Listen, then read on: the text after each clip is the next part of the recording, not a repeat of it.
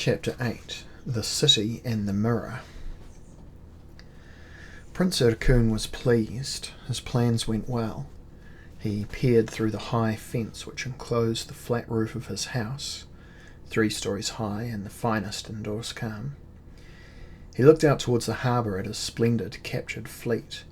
Every ship which had come to Dorskam and which had not flown the standard of a powerful nation had been easily taken after its crew had looked upon the great mirror which had squatted on its pillars above the city. Demons had built those pillars, and Prince Ercun had paid them for their work with the souls of all those in Oin and Yu who had resisted him. Now there was one last ambition to fulfill, and then he and his new followers would be on their way to Melnibone. He turned and spoke to his sister. Cymoril lay on a wooden bench, staring unseeingly at the sky, clad in the filthy tatters of the dress she had been wearing when Ercun abducted her from her tower. "See our fleet, Cymoril. While the golden barges are scattered, we shall sail unhampered into Imria and declare the city ours. Elric cannot defend himself against us now. He fell so easily into my trap. He's a fool, and you are a fool to give him your affection." Cymoril made no response. Through all the months she had been away, Ercun had drugged her food and drink and produced in her a lassitude which rivaled Elric's undrugged condition. Ercun's own experiments with his sorcerous powers had turned him gaunt, wild-eyed, and somewhat mangy. He had ceased to take any pains with his physical appearance. But Cymoril had a wasted, haunted look to her, for all that beauty remained. It was as if Doskam's run-down seediness had infected them both in different ways. "Fear not for your future, however, my sister," Ercun continued. He chuckled. "You shall still be Empress and sit beside the Emperor on his ruby throne. Only I shall be Emperor, and Elric shall die for many days, and the manner of his death will be more inventive than anything he thought to do to me." Cymoril's voice was hollow and distant. She did not turn her head when she spoke. "You are insane, Ercun." "Insane? Come now, sister, is that a word that a true Melnibonean should use? We Melniboneans judge nothing sane or insane. What a man is, he is. What he does, he does. Perhaps you have stayed too long in the young kingdoms, and its judgments are becoming yours. But that shall soon be righted. We shall return to the Dragon Isle in triumph, and you will forget all of this, just as if you yourself had looked into the mirror of memory." He darted a nervous glance upwards, as if he half expected the mirror to be turned on him. Cymoril closed her eyes. Her breathing was heavy and very slow. She was bearing this nightmare with fortitude, certain that Elric must eventually rescue her from it. That hope was all that had stopped her from destroying herself. If the hope went in altogether, then she would bring about her own death and be done with Ercun and all his horrors. "Did I tell you last night that I was successful? I raised demons, Cymoril, such powerful dark demons. I learned from them all that was left for me to learn, and I opened the Shade Gate at last. Soon I shall pass through it, and there I shall find what I seek. I shall become the most powerful mortal on earth. Did I tell you all this, Cymoril?" He had in fact repeated himself several times that morning, but Cymoril had paid no attention to him then, no more than she did now. She felt so tired. She tried to sleep. She said slowly, as if to remind herself of something, "I hate you, Ercun." But you will come to live. You shall love me soon, Cymoril, soon." "Elric will come." "Elric? He sits twiddling his thumbs in his tower, waiting for news that will never come, save when I bring it to him." "Elric will come," she said. Ercun snarled. A brute-faced Oinish girl brought him his morning wine. Ercun seized the cup and sipped the stuff. Then he spat it at the girl, who, trembling, ducked away. Ercun took the jug and emptied it onto the white dust of the roof. "This is Elric's thin blood. This is how it will flow away." But again Cymoril was not listening. She was trying to remember her albino lover and the few sweet days they had spent together since they were children. Ercun hurled the empty jug at the girl's head, but she was adept at dodging him, and as she dodged, she murmured her standard response to all his attacks and insults. "Thank you, Demon Lord," she said. "Thank you, Demon Lord." Ericune laughed. "Aye, Demon Lord. Your folk are right to call me that, for I rule more demons than I rule men. My power increases every day." The Oynish girl hurried away to fetch more wine, for she knew he would be calling for it in a moment. Ericune crossed the roof to stare through the slats in the fence at the proof of his power, but as he looked upon the ships he heard sounds of confusion from the other side of the roof. Could the Udits and the Oynish be fighting amongst themselves? Where were their Imrurian centurions? Where was Captain Valharic? He almost ran across the roof, passing Cimmeril, who appeared to be sleeping, and peered down into the streets. "Fire?" he murmured. "Fire?" It was true that the streets appeared to be on fire, and yet it was not an ordinary fire. Balls of fire seemed to drift about, igniting rush-thatched roofs, doors, anything that would easily burn, as an invading army might put a village to the torch. Ericune scowled, thinking at first that he had been careless and some spell of his had turned against him.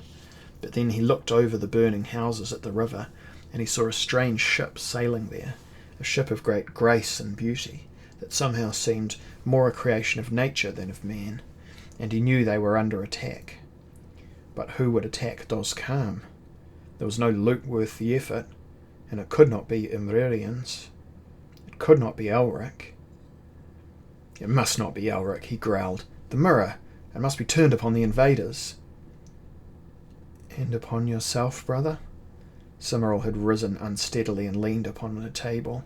She was smiling. "You were too confident, Ericune. Elric comes." "Elric? Nonsense. Merely a few barbarian raiders from the interior. Once they are in the centre of the city, we shall be able to use the mirror of memory upon them." He ran to the trapdoor which led down into his house. "Captain Valharic! Valharic, where are you?" Valharic appeared in the room below. He was sweating. There was a blade in his gloved hand, though he did not seem to have been in any fighting as yet. "Make the mirror ready, Valharic, and turn it upon the attackers." "But my lord, we might—" "Hurry, do as I say. We'll soon have these barbarians added to our own strength along with their ships." "Barbarians, my lord? Can barbarians command the fire elementals?" "These things we fight are flame spirits. They cannot be slain any more than fire itself can be slain." "Well, fire can be slain by water," Prince Ericune reminded his lieutenant. "By water, Captain Valharic. Have you forgotten?" "But Prince Ericune, we have tried to quench the spirits with water, and the water will not move from our buckets. Some powerful sorcerer commands the invaders. He has the aid of the spirits of fire and water." "You are mad, Captain Valharic," said Ericune firmly. "Mad! Prepare the mirror, and let us have no more of these stupidities." Valharic wetted his dry lips. "Aye, my lord." He bowed his head and went to do his master's bidding. Again Ericune went to the fence and looked through. There were men in the streets now, fighting his own warriors, but smoke obscured his view. He could not make out the identities of any of the invaders. "Enjoy your petty victory," Ericune chuckled, "for soon the mirror will take away your minds, and you will become my slaves." "It is Elric," said Cimmeril quietly. She smiled. "Elric comes to take vengeance on you, brother." Ericune sniggered. Think you? Well, should that be the case, he'll find me gone, for I still have a means of evading him, and he'll find you in a condition which will not please him, though it will cause him considerable anguish. But it is not Elric. It is some crude shaman from the steppes to the east of here. He will soon be in my power." Cimmeril too was peering through the fence. "Elric," she said. "I can see his helm." "What?" Ericune pushed her aside. And there in the streets Imrarian fought Imrarian. There was no longer any doubt of that. Ericune's men, Imrarian, Oynish and Udit, were being pushed back, and at the head of the attacking Imrarians could be seen a black dragon helm, such as only one Melnibonean wore. It was Elric's helm, and Elric's sword that had once belonged to Earl Albic of Malador rose and fell, and was bright with blood which glistened in the morning sunshine. For a moment Erkun was overwhelmed with despair. He groaned, "Elric, Elric, Elric! Oh, how can we continue to underestimate each other? What curse is on us?" Cimaril had flung back her head and her face had come to life again. "I said that he would come, brother." Erkun whirled on her. "Aye, he has come, and the mirror will rob him of his brain, and he will turn into my slave, believing anything I care to put in his skull. This is even sweeter than I had planned, sister." He looked up and then flung his arm across his eyes as he realised what he had done. Quickly, below, into the house, the mirror begins to turn. There came a great creaking of gears and pulleys and chains as the terrible mirror of memory began to focus on the streets below. It will be only a little while before Elric has added himself and his men to my strength. What a splendid irony! Erkun hurried his sister down the steps, leading from the roof, and he closed the trapdoor behind him. Elric himself will help in the attack on Imria. He will destroy his own kind. He will oust himself from the ruby throne. "Do you not think that Elric has anticipated the threat of the mirror of memory, brother?" Cimaril said with relish. "Anticipate it, aye, but resist it he cannot. He must see to fight. He must either be cut down or open his eyes. No man with eyes can be safe from the power of the mirror." He glanced about the crudely furnished room. "Where is Valharic? Where is the cur?" Valharic came running in. "The mirror is being turned, my lord, but it will affect our own men too, I fear." "But then cease to fear. What if our own men are drawn under its influence? We can soon feed what they need to know back into their brains. At the same time as we feed our defeated foes. You are too nervous, Captain." "But Elric leads them. And Elric's eyes are eyes, though they look like crimson stones. He will fare no better than his men." In the streets around Prince Erkun's house, Elric, Divim Tvar and their Imririans pushed on, forcing back their demoralised opponents. The attackers had lost barely a man, whereas many Oynish and Urits lay dead in the streets, besides a few of their renegade Imririan commanders. The flame elementals, whom Elric had summoned with some effort, were beginning to disperse, for it cost them dear to spend so much time entirely within Elric's plane. But the necessary advantage had been gained, and there was now little question of whom would win as 100 or more houses blazed throughout the city, igniting others and requiring attention from the defenders lest the whole squalid place burn down about their ears. In the harbour, too, ships were burning. Divim Tvar was the first to notice the mirror beginning to swing into focus on the streets. He pointed a warning finger and then turned, blowing on his war horn and ordering forward the troops who, up till now, had played no part in the fighting. "Now you must lead us," he cried, and he lowered his helm over his face. The eye-holes of the helm had been blocked so that he could not see through them.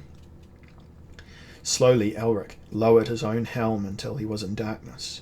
The sound of fighting continued, however, as the veterans who had sailed with them from Melnibone set to work in their place, and the other troops fell back. The leading Imririans had not blocked their eye-holes. Elric prayed that the scheme would work. Erkun peeked cautiously through a chink in the heavy curtain, said querulously, "Valharic? They fight on, why is that? Is not the mirror focused?" "It should be, my lord." "Then see for yourself. The Imririans continue to forge through our defenders, and our men are beginning to come under the influence of the mirror. What's wrong, Valharic? What is wrong?" Valharic drew air between his teeth, and there was a certain admiration in his expression as he looked upon the fighting Imririans. "They are blind," he said. "They fight by sound and touch and smell. They are blind, Lord Emperor, and they lead Elric and his men whose helms are so designed that they can see nothing." "Blind?" Elric spoke almost pathetically, refusing to understand. "Blind?" "Aye, blind warriors, men wounded in earlier wars, but good fighters nonetheless. That is how Elric defeats the mirror, our lord." "No, no, no!" Erkun beat heavily on his captain's back, and the man shrank away. "Elric is not cunning. Some powerful demon gives him these ideas." "Well, perhaps, my lord, but are there demons more powerful than those who have aided you?" No, said Urkun, there are none. That I could summon some of them now, but I have expended my powers in opening the shade gate. I should have anticipated. I could not anticipate. Elric, I shall yet destroy you when the rune blades are mine. And then Urkun frowned. But how could he have been prepared? What demon? Unless he summoned Arioch himself. But he has not the power to summon Arioch. I could not summon him. And then, as if in reply, Urkun heard Elric's battle song sounding from the nearby streets, and that song answered the question. Arioch! Arioch! Blood and souls for my lord Arioch! Well, then I must have the rune blades. I must pass through the shade gate. There I still have allies. Supernatural allies who shall deal easily with Elric if need be. But I need time. Urkun mumbled to himself as he paced about the room. Valharic continued to watch the fighting. They come closer, said the captain. Cimmerel smiled. Closer, Urkun. Who is the fool now, Elric or you? Be still. I think... Urkun fingered his lips. Then a light came into his eye, and he looked cunningly at Cimmerel for a second before turning his attention to Captain Valharic. Valharic, you must destroy the Mirror of Memory. Destroy it? But it is our only weapon, my lord. Exactly, but is it not useless now? I will destroy it, and it will serve us again. Urkun flicked a long finger in the direction of the door. Go destroy the mirror. But Prince Urkun, Emperor, I mean, will that not have the effect of robbing us of our only weapon? Do as I say, Valharic, or perish. But how shall I destroy it, my lord? Your sword. You must climb the column behind the face of the mirror. Then, without looking into the mirror itself, you must swing your sword against it and smash it. It will break easily. You know the precautions I have had to take to make sure that it was not harmed. Is that all I must do? Aye, and then you are free from my service. You may escape or do whatever else you wish to do. Do we not sail against Melnibone? Of course not. I've devised another method of taking the Dragon Isle. Valharic shrugged. His expression showed that he had never really believed Urkun's assurances. But what else had he to do but follow Urkun when fearful torture awaited him at Elric's hands? With shoulders bowed, the captain slunk away to do his prince's work. And now, Cimmerel, Urkun grinned like a ferret as he reached out to grab his sister's soft shoulders. Now to prepare you for your lover, Elric. One of the blind warriors cried, They no longer resist us, my lord. They are limp and allow themselves to be cut down where they stand. Why is this? The mirror has robbed them of their memories, Elric called, turning his own blind head towards the sound of the warrior's voice. You can lead us into a building now where, with luck, we shall not glimpse the mirror. At last they stood within what appeared to Elric, as he lifted his helm, to be a warehouse of some kind. Luckily it was large enough to hold their entire force, and when they were all inside, Elric had the doors shut while they debated their next action. We should find Urkun, Diventvar said. Let us interrogate one of those warriors. There will be little point in that, my friend, Elric reminded him. Their minds are gone. They'll remember nothing at all. They do not at present remember even what they are, let alone who. Go to the shutters yonder where the mirror's influence cannot reach, and see if you can see the building most likely to be occupied by my cousin. Diventvar crossed swiftly to the shutters and looked cautiously out. Aye, there's a building larger than the rest, and I see some movement within, as if the surviving warriors were regrouping. It's likely that's Urkun's stronghold. It should be easily taken. Elric joined him. Aye, I agree with you. We'll find Urkun there, but we must hurry lest he decides to slay Cimmerel. We must work out the best means of reaching the place and instruct our blind warriors as to how many streets, how many houses and so forth we must pass. What is that strange sound? One of the blind warriors raised his head, like the distant ringing of a gong. I hear it too, said another blind man. And now Elric heard it, a sinister noise. It came from the air above them. It shivered through the atmosphere. The mirror. Diventvar looked up. Has the mirror some property we did not anticipate? Possibly, Elric tried to remember what Arioch had told him, but Arioch had been vague. He had said nothing of this dreadful mighty sound, this shattering clangor, as if... "He's breaking the mirror," he said. But why? There was something more now, something brushing at his brain, as if the sound were itself sentient. "Perhaps Urkun is dead and his magic dies with him," Divimtvar began, and then he broke off with a groan. The noise was louder, more intense, bringing sharp pain to his ears. And now Elric knew. He blocked his ears with his gauntleted hands. The memories in the mirror, they were flooding into his mind. The mirror had been smashed and was releasing all the memories it had stolen over the centuries, the aeons perhaps. Many of these memories were not mortal. Many were the memories of beasts and intelligent creatures which had existed even before Melnibone, and the memories warred for a place in Elric's skull, in the skulls of all the Amrurians, in the poor tortured skulls of the men outside whose pitiful screams could be heard rising from the streets, and in the skull of Captain Valharic the turncoat as he lost his footing on the great column and fell with the shards from the mirror to the ground far below. But Elric did not hear Captain Valharic scream, and he did not hear Valharic's body crash first to a rooftop and then into a street where it lay all broken beneath the broken mirror.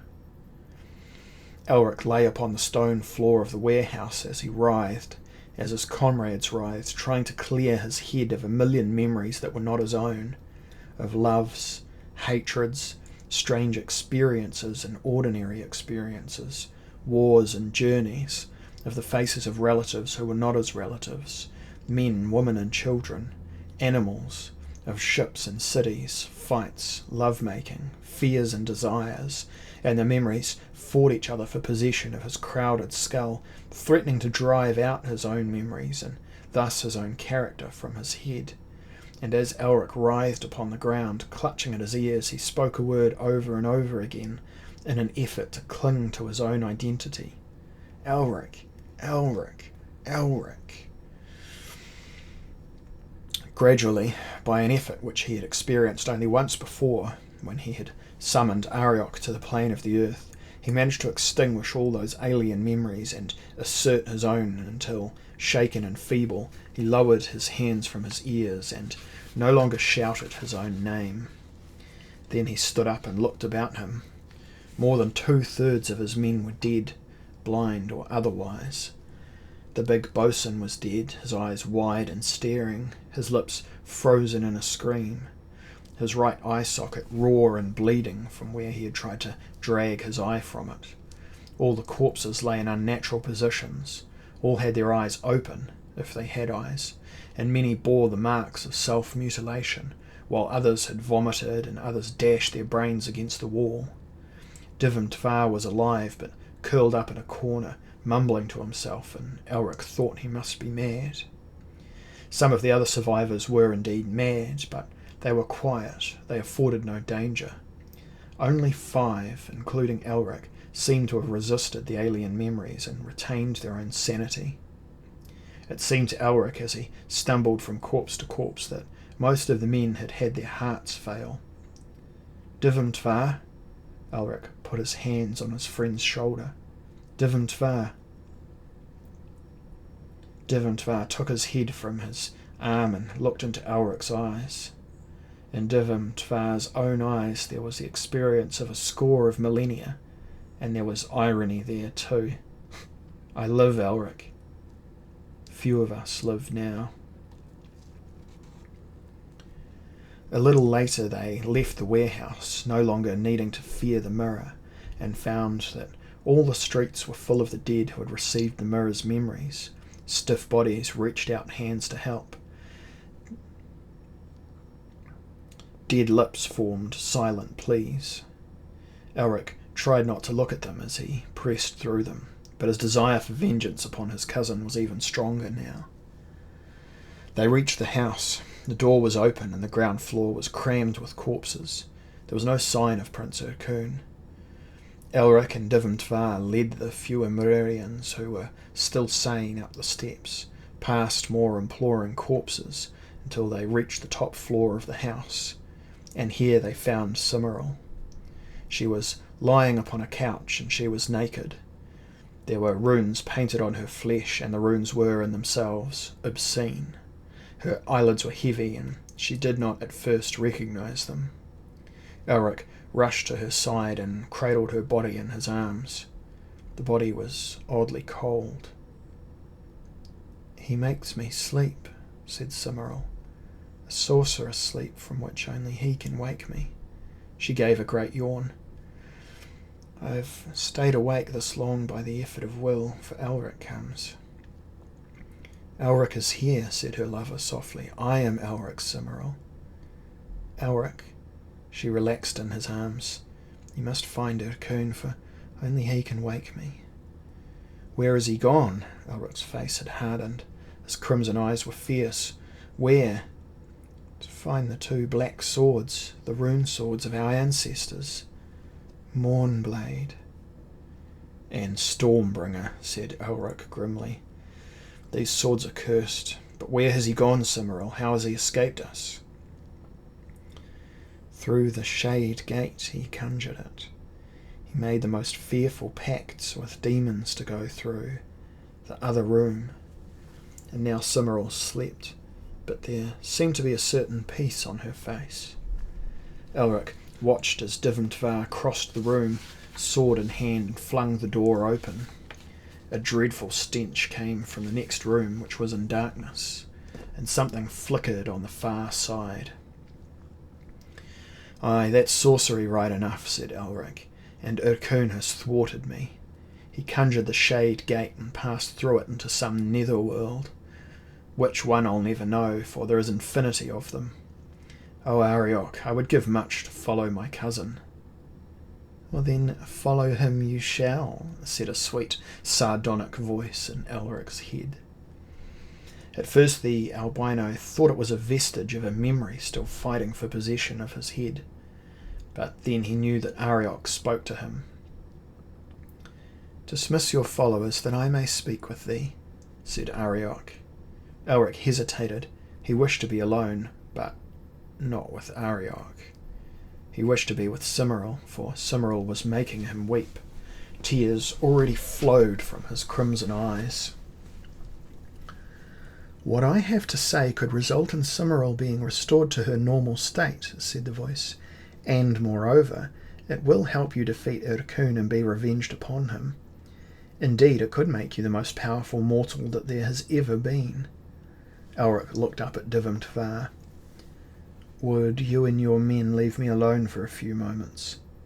"Of course." Diventvar led his men away and shut the door behind him. Arioch stood leaning against the same door. Again he had assumed the shape and poise of a handsome youth.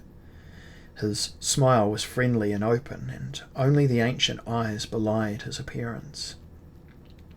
"It's time for you to seek the black swords yourself, Elric," said Arioch, "lest Ercune reach them first. I warn you of this. With the rune blades, Ercune will be so powerful he will be able to destroy half the world without thinking of it. That is why your cousin risks the dangers of the world beyond the Shade Gate. If Ercune possesses those swords before you find them, it will mean the end of you, of Cymoril, of the Young Kingdoms, and quite possibly the destruction of Melnibone too. I will help you enter the netherworld to seek for the twin rune swords." Elric said musingly, "I have often been warned of the dangers of seeking the swords, and the worse dangers of owning them. I think I must consider another plan, my lord Arioch." "But there is no other plan. Ercune desires the swords if you do not. With Mournblade in one hand and Stormbringer in the other, he will be invincible, for the swords give their user power. Immense power." Arioch paused. "You must do as I say. It is to your advantage." "And to yours, Lord Arioch?" "Aye, to mine. I am not entirely selfless." Elric shook his head. "I am confused. There has been too much of the supernatural about this affair. I suspect the gods of manipulating us." "The gods serve only those who are willing to serve them, and the gods serve destiny too. I like it not. To stop Urkun is one thing. To assume his ambitions and take the swords myself, that is another thing. It is your destiny. Or cannot I change my destiny? Arioch shook his head. No more than can I. Elric stroked sleeping Cimmeral's hair. I love her. She is all I desire. You shall not wake her if Urkun finds the blades before you do. And how shall I find the blades? I enter the Shade Gate. I have kept it open, though Urkun thinks it closed. And then you must seek the tunnel under the marsh, which leads to the pulsing cavern. In that chamber the rune swords are kept. They have been kept there ever since your ancestors relinquished them. And why were they relinquished? Well, your ancestors lacked courage. Courage to face what? Themselves? You are cryptic, my lord Arioch. Well, that is the way of the lords of the higher worlds. Hurry, even I cannot keep the Shade Gate open long. Oh, very well, I will go. And Arioch vanished immediately. Elric called in a hoarse, cracking voice for Divimtvar. Divimtvar entered at once. Elric, what has happened in here? Is it Cimmeral? You look... I am going to follow Urkun alone, Divimtvar. You must make your way back to Melnibone with those of your men who remain. Take Cimmeral with you. If I do not return in reasonable time, you must declare her Empress. If she still sleeps, then you must rule as regent until she wakes. Divimtvar said softly, Do you know what you do, Elric? Elric shook his head. No, Divimtvar, I do not.